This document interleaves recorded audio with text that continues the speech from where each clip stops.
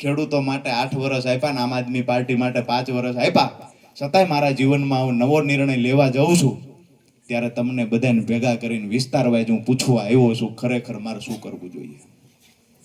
આ પૂછવા આવ્યો છું. એને કહીએ છીએ કે આ કોઈ રાજકીય પાર્ટીએ બોલાવેલી સંખ્યા નથી, ક્યાંક તમને સંતોષ થાય એટલે એવું માની લેતા હશો કે ફલાણી પાર્ટીએ મોકલ્યા, પણ આજ જેમ ભાઈએ કલ્યાણભાઈએ કહ્યું એવી વાત છે કે આજે ખેડૂતોની એવડી સીઝન છે કે ઢાલે માણા નથી મળતો, એમાં સભામાં આવવા ક્યાંથી મળે? કે આજે ગુજરાત કોઈ રાજુ કરપડાને ઓળખે છે ને તો એ તાકાત મૂળી તાલુકો, ચોટીલા, થાનગઢ અને સુરેન્દ્રનગરના ખેડૂતોની તાકાત છે. અહીંયા રહેલા માતાઓ બહેનોએ મને જે આશીર્વાદ આપ્યા છે, રાજુભાઈ તુમ આગે बढ़ो, જે ખેડૂતો માટે લડે તેની જ આપણને જરૂર હોય છે, પછી ભલે તે ગમે તે પક્ષના હોય, તેનાથી ખેડૂતોને કંઈ જ લાગતું વળગતું નથી. એમને કહ્યું કે રાજુ કરપડા જેલમાં હતો ને તેથી અમારા ગામે દિવાળી નથી ઉજવી, આજે અમારા ગામમાં દિવાળી છે. આ વાવ્યું છે. ક્યારેક ક્યારેક 5-5 દી એવા નીકળી જાય, ઘરે બાળકો સાથે 5 મિનિટ વાત કરવાનો મોકો નથી મળ્યો. રાત્રે 1 વાગે 12 વાગે ઘરે જઈએ, સવાર થોડું જાગવા મોડું થાય, બાળકો સ્કૂલે વયા જાય, બાળકોને સ્કૂલે ટાઈમ આવવાનો થાય ત્યાં હું કોઈના કોઈ ગામના ખેડૂતોની વચ્ચે જઈને ઊભો હોય, મારા પરિવારની વચ્ચે. જે આજે સભાનો જે આશય હતો કે તમામ ખેડૂતોની વચ્ચે, આપણા સમર્થકોની વચ્ચે જઈએ, આપણા ખેડૂત પરિવારોને મળીએ, માતાઓ બહેનોને પણ મળીએ, મળ્યા પછી આગામી દિવસોમાં શું કરવું જોઈએ. આજે હું પાર્ટી છોડીને આવ્યો છું, પણ આગામી દિવસોમાં અહીંના જે પ્રશ્ન છે એને વાચા કેમ આપવી, ખેડૂતો ખરેખર આગામી દિવસોમાં રાજુ કરપડાને કઈ દિશામાં જોવા માંગે છે, આ તમામ મુદ્દાઓને લઈ અને આજે ચર્ચા કરવા માટે આપણે મળ્યા હતા. લગભગ મહત્વની જે ચર્ચાઓ કરવાની હતી એ થઈ ગઈ છે. મારી વાત પૂરી કરતા પહેલા એક વાતની ફરી એક વખત ચોક્કસથી એક ખાતરી આપું છું કે આ તમે લોકોએ જે મને પ્રેમ આપ્યો છે, આજે આખા ગામમાં ફટાકડા ફોડીને હામૈયા કર્યા છે, નાની નાની દીકરીઓ હામૈયા કર્યા, હજારોની સંખ્યામાં ખેડૂતો અહીંયા પ્રેમ આપવા માટે ઉપસ્થિત રહ્યા છે, ત્યારે એક વાતની ખાતરી આપું છું કે આ પ્રેમમાં ક્યારેય ઓટ નહીં આવે ને એનું પણ ધ્યાન રાખશું. આ પ્રેમમાં ક્યારેય ખાલીપો નહીં આવે. જ્યારે જ્યારે જે તમે મારા પર વિશ્વાસ મૂક્યો છે, આજ દિવસ સુધી આ વિશ્વાસમાં ખરા ઉતરવાના પ્રયત્ન હંમેશા મેં કર્યા છે. જ્યારે થાક્યા પાક્યા ઘરે જતા હોય, 11-12 વાગે 1 વાગે ક્યારેક વાળું કરવા મળે, એ સમયે પણ કોઈના ફોન આવે. સાચી વાત સ્વીકારું, ક્યારેક 5-5 દી એવા નીકળી જાય, ઘરે બાળકો સાથે 5 મિનિટ વાત કરવાનો મોકો નથી મળ્યો. રાત્રે 1 વાગે 12 વાગે ઘરે જઈએ, સવાર થોડું જાગવા મોડું થાય, બાળકો સ્કૂલે વયા જાય, બાળકોને સ્કૂલે ટાઈમ આવવાનો થાય ત્યાં હું કોઈના કોઈ ગામના ખેડૂતોની વચ્ચે જઈને ઊભો હોય, મારા પરિવારની વચ્ચે. હું હંમેશા કહેતો આવ્યો છું કે મેં મારા પરિવાર કરતા વધારે કોઈને મહત્વ આપ્યું હોય મારા ખેડૂત પરિવારોને આપ્યું છે ને. એ ખેડૂત પરિવારોને આજે હું કહેવા આવ્યો છું કે રાજુ કરપડાના ખંભે હાથ મૂકીને ઉભા રહેજો, ક્યારેય વિશ્વાસ તૂટવા નહીં દઉં. જેટલો તમે મને પ્રેમ આપ્યો છે, આગામી દિવસોમાં જે આપણા પ્રશ્નો છે, જે તમારી મારા પર આશા અપેક્ષાઓ છે, એમાં ખરા ઉતરવાના પૂરતા હું પ્રયત્ન કરીશ. અને એક વાતનો મને ભરોસો છે કે જ્યારે સત્યની લડાઈ લડવા માટે તમે નીકળો ત્યારે ઈશ્વર પણ તમારી સાથે ઉભો રહેતો હોય છે. આ ગામડાઓમાં દરેક ગામ સુધી જ્યાં સુધી સિંચાઈનું પાણી નહીં પહોંચે ત્યાં સુધી આપણી લડાઈ ચાલુ રહેશે. સલ્તનતોને ધ્રુજવું પડે છે. ખેડૂતો માટેની જે લડાઈ લડ્યા, વિસ્તાર માટેની જે લડાઈ લડ્યા, એનું પરિણામ આજે કોઈને જોવું હોય તો અહીંયા આવો. આજથી 15 વર્ષ પહેલા પુરુષો બોલતા હતા, ડરતા હતા, આજે અમારી દીકરીઓ પણ સત્તાને લલકારે છે, અહીંયા રહેલી રાજકીય પાર્ટીઓને લલકારે છે, ખેડૂતો માટે અવાજ ઉઠાવતી થઈ છે. આ વાવ્યું છે. અમે એ કહીએ રાજુ કરપડા આજ છે કાલ નહીં હોય. ભગવાને અહીંયા ચાવી ભરીને મોકલેલા રમકડા છીએ. કોઈ 15 વર્ષ જીવશે, કોઈ 50 વર્ષ, કોઈ 75, કોઈ 100 વર્ષ જીવશે.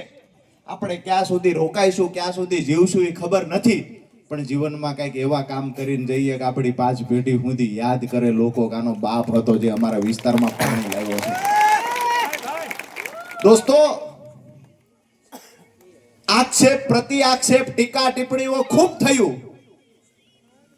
હવે કોઈ ટીકા ટિપ્પણી આક્ષેપોમાં આપણે પડવું નથી. મહત્વની અને મુદ્દાની વાત પર આવીએ કે વિસ્તાર વાઇઝ જ્યારે સંમેલનો સભાઓ ખેડૂતો યોજી રહ્યા છે ત્યારે આપણે ખેડૂતો પાસેથી એમનો અભિપ્રાય જાણવાના પ્રયત્ન કરીએ છીએ. ખેડૂતો શું ઈચ્છે છે? આજ દિવસ સુધી એવું હતું કે નેતાઓ ચૂંટાઈ જાય પછી કોઈ બીજી પાર્ટીમાં પાછલા બારણેથી વયા જાય, કોઈને પૂછવા નથી આવતા.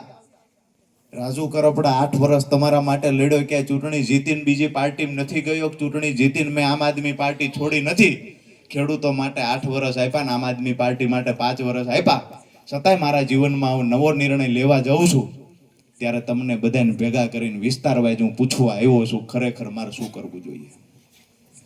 આ પૂછવા આવ્યો છું એટલા માટે કે આજે ગુજરાત કોઈ રાજુ કરપડાને ઓળખે છે ને તો એ તાકાત મૂળી તાલુકો, ચોટીલા, થાનગઢ અને સુરેન્દ્રનગરના ખેડૂતોની તાકાત છે. અહીંયા રહેલા માતાઓ બહેનોએ મને જે આશીર્વાદ આપ્યા છે અને હું હંમેશા એ પીડાને સમજતો હતો. જ્યારે કોઈના ઘરમાં પ્રસંગ આવે, ઘરે એક બાજુ લગ્નનો ઢોલ વાગતો હોય ને બીજી બાજુ દીકરાની વહુને સોનું ચડાવવા માટે થઈને અમારા ખેડૂતના બહેનોએ પોતાના પુત્રવધુને સોનું ચડાવવા પોતાના કાનનું ગરાણું હોનીને ગીરવે મૂકવું પડે, ભંગાવા જવું પડે ને તે દીની પીડા રાજુ કરપડાએ જોઈ છે. બાળપણમાં એમના માવતરને ત્યાં કામ કરે, 20-25 વર્ષના થાય ત્યાં સુધી કામ કરે, સાસરે આવ્યા પછી એ કામ કરે, જ્યારે એના સંતાનના લગ્ન થાય એ દિવસે દેણું કરવું પડે છે. આ ખેડૂત પરિવારોની પીડા રાજુ કરપડાએ જોઈ છે. માત્ર ભાષણબાજીથી, માત્ર રેલીઓથી, માત્ર ધરણાથી પરિણામ નથી મળતું. જ્યારે કોઈની પીડામાં સહભાગી થવું છે ત્યારે પોતે એ પીડા અનુભવવી જોઈએ કે ખરેખર વાસ્તવિકતા શું છે. તો આજે ખેડૂતોની જે આ હાલત છે એમાં ક્યાંક ને ક્યાંક જે કારણો જવાબદાર છે એનું નિરાકરણ કેવી રીતે લાવી શકાય એના માટેની ચર્ચા ક્યાંક ને ક્યાંક આગામી દિવસોમાં આપણે ખરેખર શું નિર્ણય લેવો જોઈએ એના માટે આપણે દરેક વિસ્તારની અંદર સભાઓ કરીએ છીએ. આજે ખુશીની વાત એ છે કે સમર્થનમાં ભાઈઓ બોલતા એની સાથે બહેનો દીકરીઓ બોલી છે.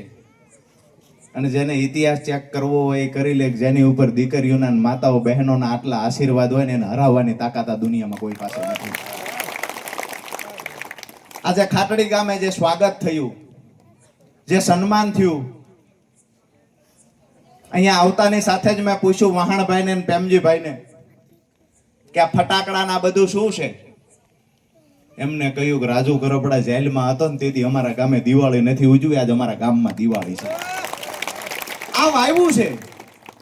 આજ દિવસ સુધી 8 વર્ષ સુધી શું કર્યું? આજે કોઈ રાજકીય પાર્ટીનું પ્લેટફોર્મ નથી, કોઈ રાજકીય બેનર નથી, તેમ છતાંય હજારો ખેડૂતો રાજુ કરપડાની સભામાં હાજર છે ને આ મેં વાવ્યું છે.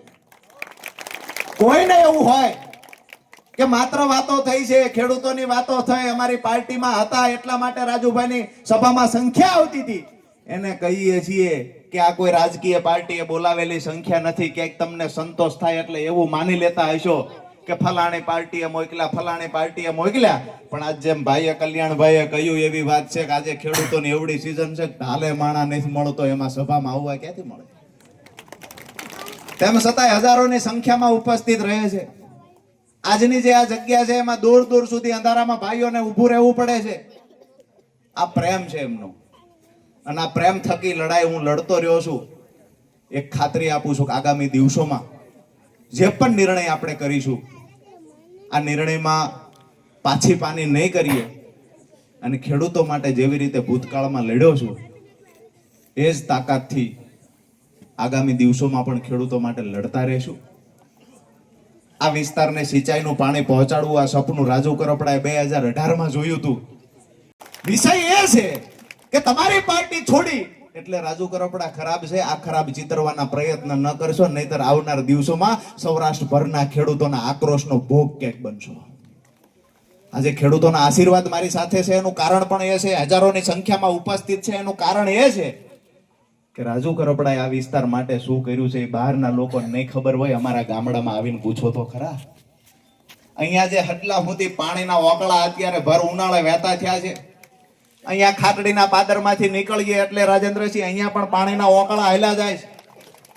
આ અમારો એ વિસ્તાર હતો જેને કાયમ કહેવામાં આવે કે ઊંડી અડાળી જેવો ઢાળ છે, અહીં કોઈ દી પાણી નહીં આવે. 700 ફૂટે તળ પૂગી ગયા. કોઈ વિકલ્પ નહોતો ખેતી બચાવવા માટેનો. એ દિવસે મેદાનમાં ઉતર્યા છીએ અને સ્કાવર વાલ ખોલાવવા હાટું SRP ની ટીમ હોય તો લડ્યા છીએ, પોલીસ આવી તો લડ્યા છીએ, અને જરૂર પડી છે ને તો વાલ ખોલાવવા અમારી ઉપર કેસ પણ થવા દીધા છે. ગયા જે ખેડૂતો માટે લડે તેની જ આપણને જરૂર હોય છે.